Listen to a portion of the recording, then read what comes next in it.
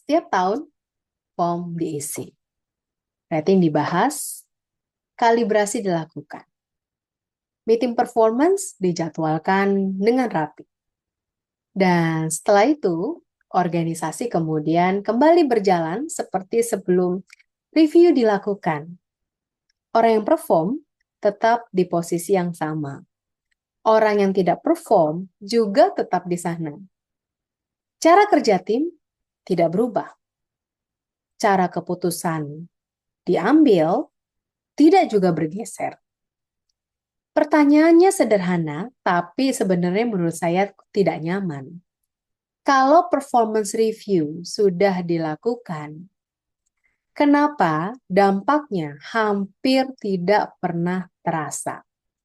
Dan ini bukan masalah satu perusahaan. Menurut saya ini adalah sebuah pola yang saya lihat berulang di banyak organisasi. Lagi-lagi bukan karena HR-nya tidak bekerja, bukan juga karena tools-nya kurang canggih, tapi karena performance review sering ditempatkan bukan sebagai alat keputusan, melainkan sebagai satu ritual tahunan. Ada yang pernah merasa gitu nggak? Sekarang saya mau mengajak Anda untuk kita jujur sebentar. Di banyak organisasi, performance review dilakukan karena kalender, ya nggak? Bukan karena ada satu keputusan penting yang benar-benar menunggu jawabannya. Tanggalnya sudah ada, kemudian juga prosesnya sudah ada. Template-nya sudah siap, ya. Maka review kemudian dijalankan karena dalam tanda kutip ya harus dilakukan, bukan karena dibutuhkan. Dan masalahnya, penilaian hanya bermakna kalau ada konsekuensi. Kalau setelah review tidak ada perubahan ekspektasi, kemudian tidak ada pergeseran tanggung jawab, juga tidak ada yang namanya kejelasan arah, maka sebenarnya secara tidak sadar organisasi sedang mengirim pesan.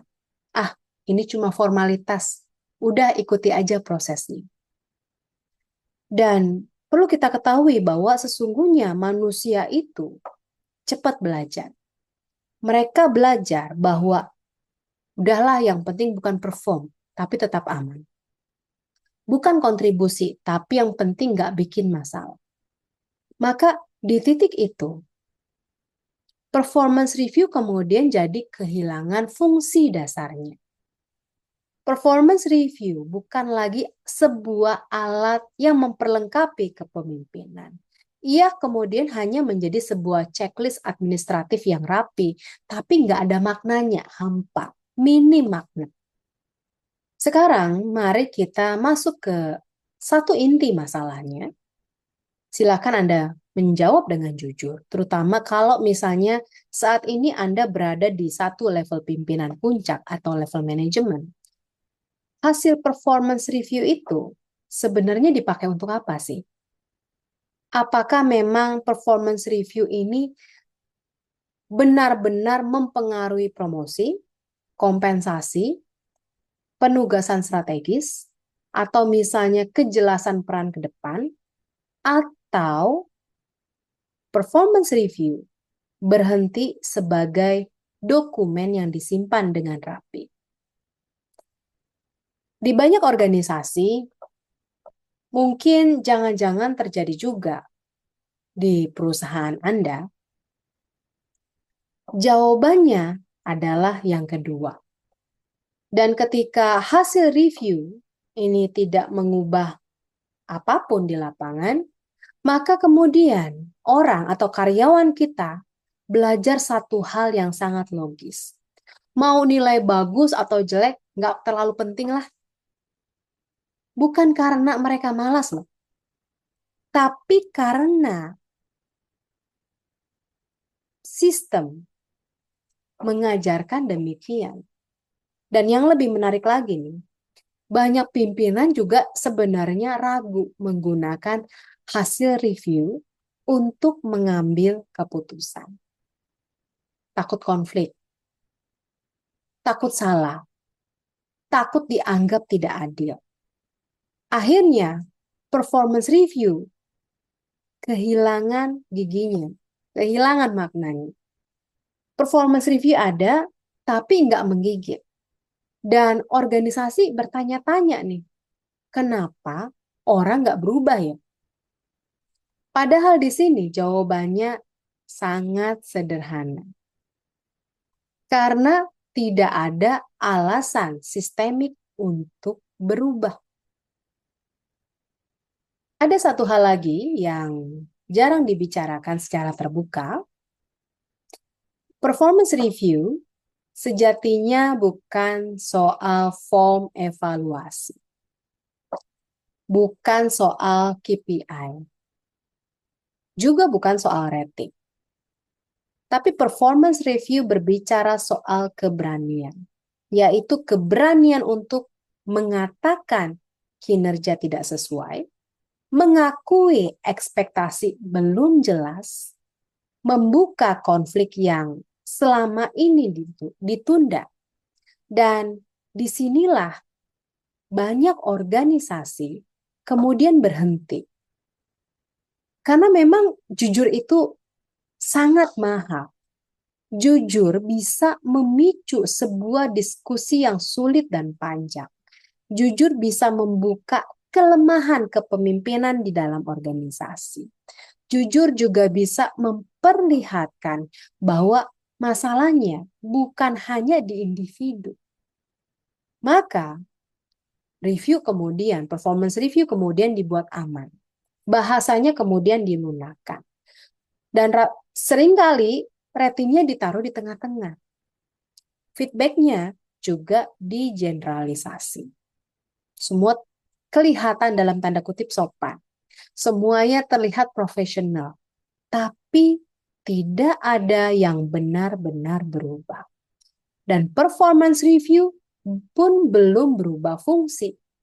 Bukan lagi cermin, tapi hanya sebuah tirai. Yaitu tirai yang menutupi hal-hal yang sebenarnya perlu dibereskan di dalam organisasi. Maka di titik ini, saya ingin membalik cara pandangnya. Cara pandang Anda juga. Performance review bukan sekedar alat HR. Performance review adalah cermin.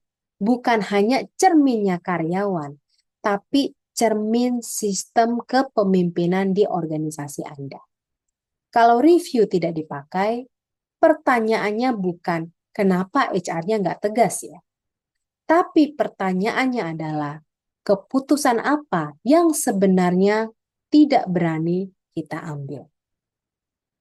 Kalau semua orang dinilai cukup baik, pertanyaannya bukan kenapa standar kita rendah, tapi pertanyaannya adalah apakah kita benar-benar menyepakati apakah yang dimaksud dengan kinerja. Performance review tidak pernah gagal sendirian.